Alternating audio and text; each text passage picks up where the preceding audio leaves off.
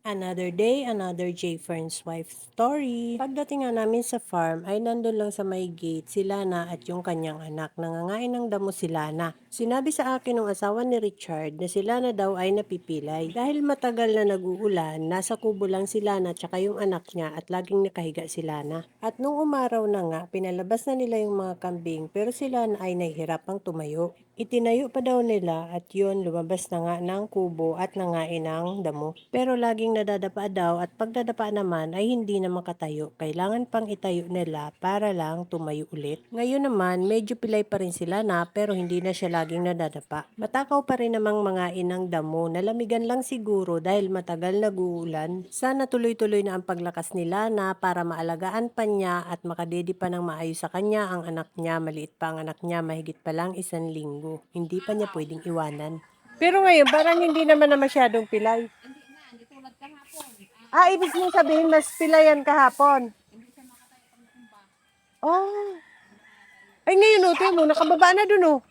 Nakababa na dun, hindi natutumba. Oh.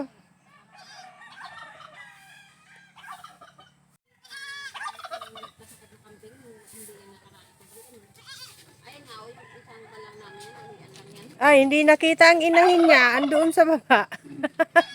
At nung pauwi na nga kami, nakita namin ulit si Lana at yung anak niya.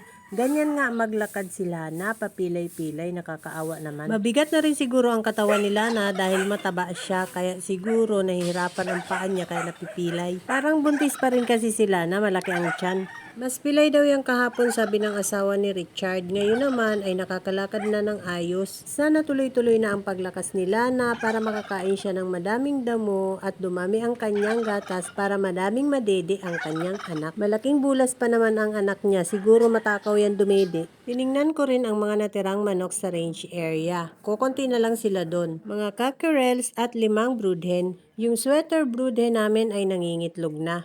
Siya pa lang ang nangingitlog sa mga broodhen. Tahimik ang mga manok sa range area, palibhasa tanghali, kaya nagpapahinga sila. 3 pugad pa lang ang ginawa ni Itcha, dito wala pang nangingitlog. Sa 5 broodhen na nandun sa range area, 3 pa lang ang nagpapababa, kaya 3 pa lang ang ginawang pugad ni Richard. Yung 2 pugad sa may haligi ay wala pang itlog, pero yung nasa ibabaw ng tangkal meron na, doon nangingitlog ang sweater. Nung pauwi na kami, nakita ko ang saging na saba namin ay may bunga na ulit, nakakatuwa. Malaki din ang buwig niya, pangalawa at pangatlong bunga na nila yan. Maya-maya, may uulamin na ulit kaming puso ng saging. Bumalik nga ulit kami at may dumating na buyer. Nakakatuwa.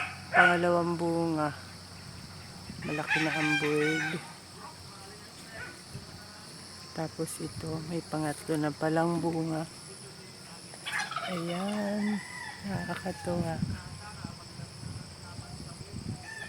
Habang namimili nga sila ng manok ay pumunta ako dito sa may tanim ng patola. Nandito sa labas ang mga bunga ng patola, hindi ko makuha sa loob. Bumalik ako sa kubo para kumuha ng gunting para hindi ako mahirapang pitasin ang mga patola. Nagsasawa na yata sila Richard na laging patola ang kanilang ginugulay. Kaya yung ibang patola ay magulang na.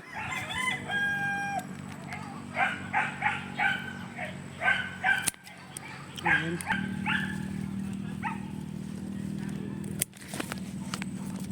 Ayan.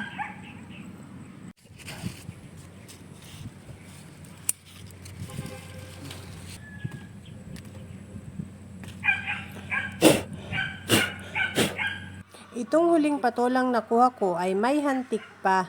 That's all guys. Thank you so much for watching. Please like, share, and follow for more.